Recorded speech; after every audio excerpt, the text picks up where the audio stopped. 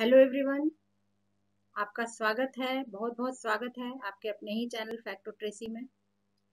आज मैं एक शॉर्ट वीडियो लेकर आई हूँ। है ज्योग्राफी से ही रिलेटेड, लेकिन थोड़ा सा एक अलग एक इंटरेस्टिंग फैक्ट है जो मैं बताना चाहूँगी, आपके साथ शेयर करना चाहूँगी। तो इस पर ही आज हम बात करेंगे और वो टॉपिक है अमेजिंग बाउंड्रीज। तो दुनिया में जैसे बहुत सारे देश हैं, तो सबकी अपनी अपनी बाउंड्रीज होती हैं।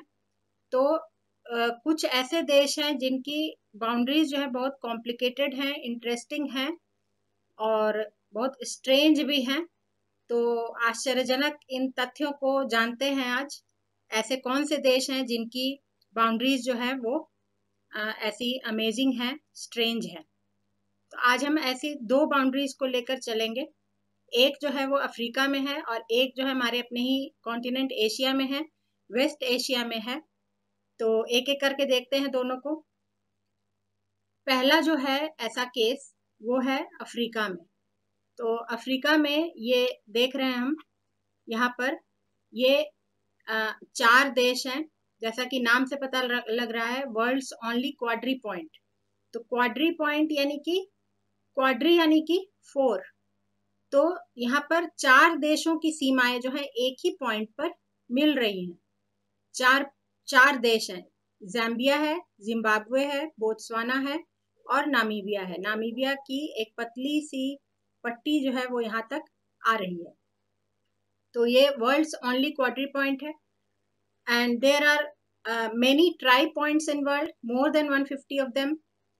यानी ट्राई पॉइंट्स यानी कि जहाँ पर 3 देशों की सीमाएं मिलती हैं, लेकिन ये जो है ये वर्ल्ड्स ओनली क्वाड्री पॉइंट है जहां पर 4 देशों की सीमाएं मिलती हैं। और दूसरा इंटरेस्टिंग फैक्ट ये है कि ये जो 4 देशों की सीमाएं हैं ये किसी भूभाग पर नहीं, ये जलीय क्षेत्र में मिलती हैं। और यहाँ पर से जैम्बेजी नदी बहती है, ये जैम्बेजी नदी है और इसी पॉइंट पर चारों देशों की सीमाएं मिलती हैं। ये दूसरा इंटरेस्टिंग फैक्ट है।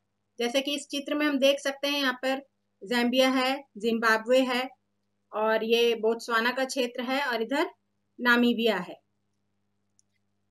ये एरियल व्यू है, ऊपर से लिया गया है।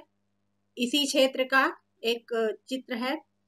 यहाँ पर ये ज़ाम्बिया है, नदी के इस पार है और ये ज़ाम्बिया है और इधर जिम्बाब्वे है, बोत्सवाना है और नामीबिया है। इस चित्र में और स्पष्ट दिख रहा है बोत्सवाना का पतला सा एक एरिया है जो कि यहाँ तक आ रहा है। Zambia, Zimbabwe, Botswana and Namibia.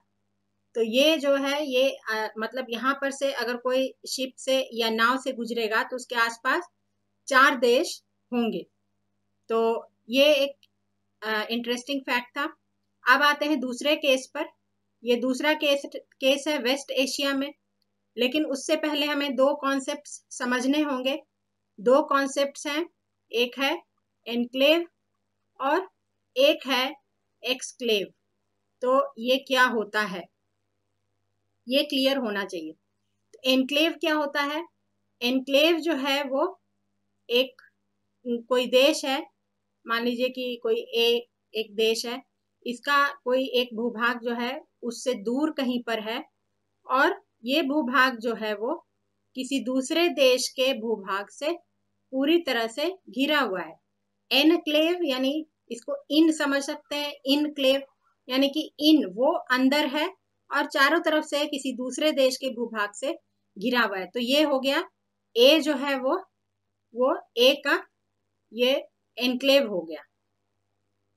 तो इस और एक्सक्लेव क्या होता है? एक्सक्लेव होता है कि किसी एक देश का कोई भूभाग है और वो उसकी सीमा से दूर है और वो किसी देश के भूभाग से घिरा हुआ हो भी सकता है और नहीं भी हो सकता है। ये हो गया एक्सक्लेव। जैसे ये घिरा हुआ हो भी सकता है या फिर उसकी सीमा से दूर भी हो सकता है। तो जैसे एनक्लेव का एक अच्छा उदाहरण है, जैसे ये अफ्रीका में है। जैसे ये अफ्रीका का दक्षिणी भाग है, इसका मानचित्र है। यहाँ पर दक्षिण अफ्रीका है, साउथ अफ्रीका देश। और इस देश के अंदर एक छोटा सा देश है लेसोथो, ये लेसोथो है, और ये जो है ये पूरा देश ही एनक्लेव है। ये पूरी तरह से चारों तरफ से साउथ अफ्रीका के भूभाग से घिरा हुआ है। दूसरा एनक्लेव का एक अच्छा उदाहरण है वेटिकन सिटी। वेटिकन सिटी जो कि इटली में है। वेटिकन सिटी को एक स्वतंत्र देश का दर्जा प्राप्त है, वहां पर पोप रहते हैं। तो और वो इटली के भूभाग से चारों तरफ से घिरा हुआ है। तो जो वेटिकन सिटी है वो भी एनक्लेव का उदाहरण है। एक्सक्लेव का उदाहरण जो है वो एक है यूएस का भाग अलास्का है। जैसे इसकी स्थिति हम देखते हैं, ये उत्तर अमेरिका है। उत्तर अमेरिका का एक ये रफ स्केच है। तो यहाँ पर ये यूएसए है और यहाँ पर क्या है, कनाडा है। तो और यहाँ पर क्या है, ये अलास्का है।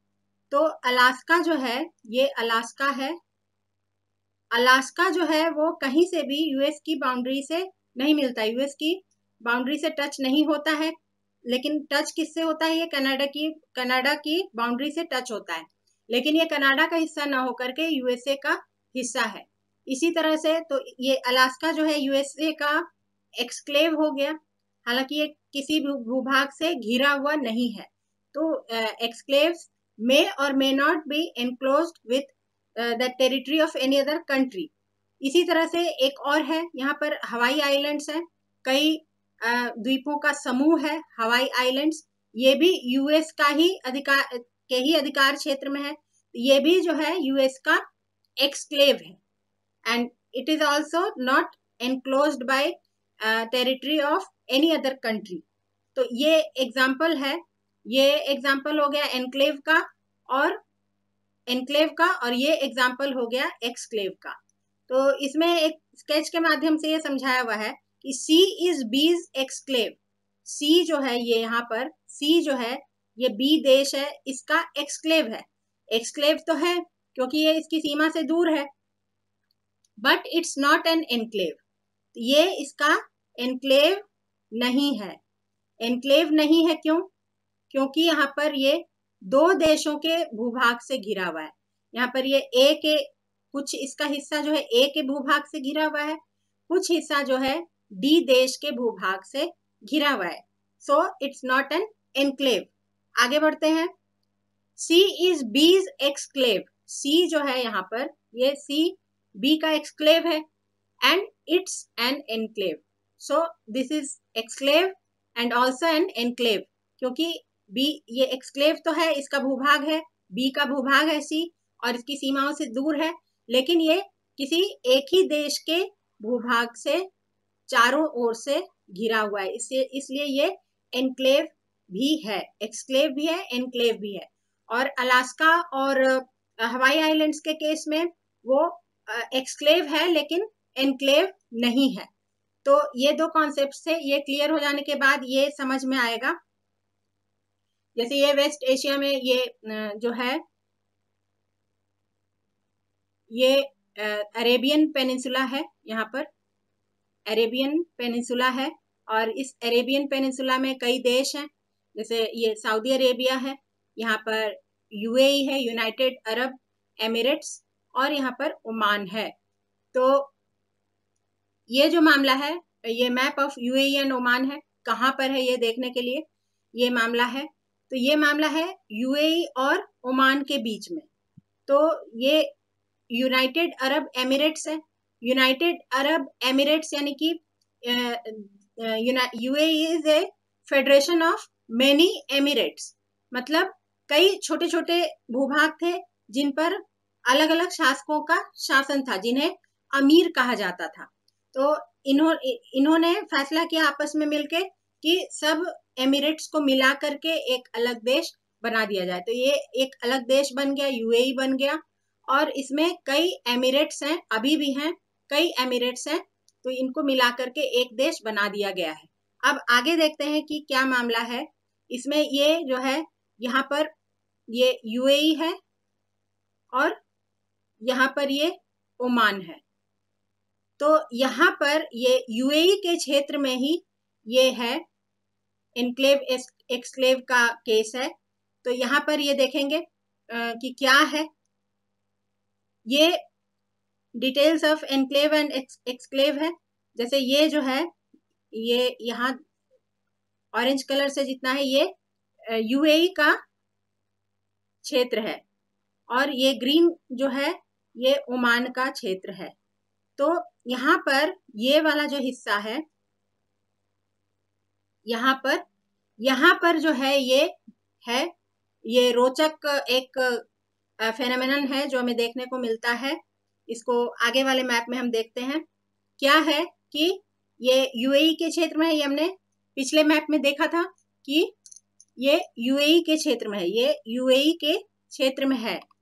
और क्या है, यूएई के क्षेत्र में एक ओमान का एनक्लेव है। यूएई के क्षेत्र में एक ओमान का एनक्लेव है जिसका नाम है माधा। माधा जो है वो ओमान का एनक्लेव है यूएई के अंदर। तो ये एनक्लेव है, ओमान का एक्सक्लेव भी है और एनक्लेव भी है, क्योंकि यूएई से चारों तरफ से घिरा हुआ है। अब इस ओमान के एनक्लेव के अंदर फिर से ये यूएई का एनक्लेव है, या इसको काउंटर एनक्लेव भी कह सकते हैं। ओमान के एनक्लेव के अंदर यूएई का एनक्लेव है, तो जिसका नाम है नाहवा। और यहाँ पर लगभग 3000 की जनसंख्या है। और जबकि ये माधा जो है, इट इज लार्जली अनपॉपुलेटेड एरिया, यहाँ पर ज्यादा जनसंख्या नहीं है। तो अगर ये कितना कॉम्प्लिकेटेड है कि जैसे अगर कोई यूएई से अगर अपने ही इस क्षेत्र में आना चाहे तो यूएई से पहले ओमान के क्षेत्र में आना पड़ेगा और फिर ओमान से फिर यूएई के क्षेत्र में आना पड़ेगा। और ये जो यूएई का क्षेत्र है नाहवा, ये यूएई का एक एमिरेट है शारजा, उसका हिस्सा है। तो उसका हिस्सा है, जैसे इस मैप में भी दिखाया गया है, ये जो है इसमें ये यूएई है और यहाँ पर ये ओमान का एनक्लेव है, और इस एनक्लेव के अंदर यूएई का एक काउंटर एनक्लेव है ये वाला, और इसमें नाहवा और ये है माधा। तो ये है, और इसको एक और इंटरेस्टिंग इसमें ट्विस्ट है, एक और ट्विस्ट है कि जैसे इस मैप में हम देख सकते हैं, ये जो ब्रोकन लाइन है, ये ब्रोकन लाइन जो है ये सीमा है यूएई की। तो यूएई जो है यहाँ पर ये है, इसका क्षेत्र है, और इधर जो है ये ओमान का क्षेत्र है। तो यूएई में सारे जो बहुत सारे फेमस नाम हैं वो हमें दिख रहे हैं। अबू धाबी है, ये दुबई है, शारजा है यहाँ पर। तो इसी शारजा लगभग यहाँ पर वो वाला एनक्लेव एक्सक्लेव वाला क्षेत्र है। तो शारजा यहाँ है, इसका एक हिस्सा यहाँ है, एक हिस्सा जो है यहाँ है। तो एक ही जो एमिरेट है, इसके हिस्से जो है अलग अलग क्षेत्रों में फैले हुए हैं। और इसके अलावा एक और ये है कि यहाँ तक ये यूएई की सीमा है, और ये वाला जो हिस्सा है ये, इसका नाम है मुसंडम पेनिनसुला। ये जो है यहाँ तक यूएई की सीमा है, ये हिस्सा भी ओमान के अधिकार क्षेत्र में है, यानी कि ये ओमान का क्षेत्र है। यहाँ पर एक एक्सक्लेव एनक्लेव है, और फिर ओमान का एक हिस्सा जो है यहाँ पर है मुसंडम पेनिनसुला, जो कि ये बहुत स्ट्रैटेजिकली इम्पोर्टेंट प्लेस है ये, क्योंकि ये जो है स्ट्रेट ऑफ हॉर्मुज की खाड़ी है यहाँ पर, ये स्ट्रेट ऑफ हॉर्मुज है, ये गल्फ ऑफ ओमान, और ये गल्फ ऑफ ओमान है, ओमान की खाड़ी। और इधर जो है ये फारस की खाड़ी है, पर्शियन गल्फ है, क्योंकि इधर जो है फिर ईरान है, ईरान का क्षेत्र है, यहाँ पर ये पर्शियन गल्फ है, पर्शियन गल्फ। तो पर्शियन गल्फ और ओमान गल्फ को जोड़ता है स्ट्रेट ऑफ हॉर्मुज। तो ये बहुत ही स्ट्रैटेजिकली इम्पोर्टेंट प्लेस है, और यहाँ पर ये जो है पेनिनसुला जो है ठीक इसके पास है, सबसे पास वाला जो क्षेत्र है ये मुसंडम पेनिनसुला है, और ये ओमान के अधिकार क्षेत्र में है। तो अगर ओमान के मेन लैंड से अगर किसी को आना होगा इधर, तो ये कोई फेरी या शिप वगैरह से इसको आना पड़ेगा। तो ये एक बहुत ही इंटरेस्टिंग फैक्ट था जो मैंने कहीं पढ़ा, तो मैंने सोचा कि आप लोगों से शेयर करूं। ये बहुत ही कॉम्प्लिकेटेड बाउंड्रीज हैं इन दोनों देशों के बीच, यूएई और ओमान के बीच में। तो ये मुझे बताना था आप लोगों को, छोटा सा वीडियो था। ये एक रोड है, जैसे यहाँ पर इधर यूएई का फ्लैग है और इधर जो है ओमान का फ्लैग है, तो बहुत जल्दी जल्दी जो है सीमाएं बदलती हैं। तो यही ये एक इंटरेस्टिंग एक फिनोमेना है जो हमें जानना चाहिए। ऐसे भी कहीं भी पूछा जा सकता है, ऐसे भी हमें जानना चाहिए। तो आज का वीडियो यहीं तक, और अगर आपको थोड़ा भी कुछ अच्छा लगा तो चैनल को सब्सक्राइब करना ना भूलिए, लाइक करना ना भूलिए, और शेयर करना ना भूलिए, और बेल आइकन को दबाना ना भूलिए, जिससे आपको नोटिफिकेशंस मिलते रहें और मुझे मोटिवेशन मिलता रहे, क्योंकि it's absolutely free but it's very valuable for me. आपका एक एक लाइक, आपका एक एक सब्सक्रिप्शन जो है मुझे बहुत ऊर्जा देता है। इसलिए आप do consider subscribing to my channel. और इतना समय देने के लिए बहुत बहुत धन्यवाद। अगले वीडियो में फिर मिलते हैं जल्दी ही, तब तक के लिए गुड बाय।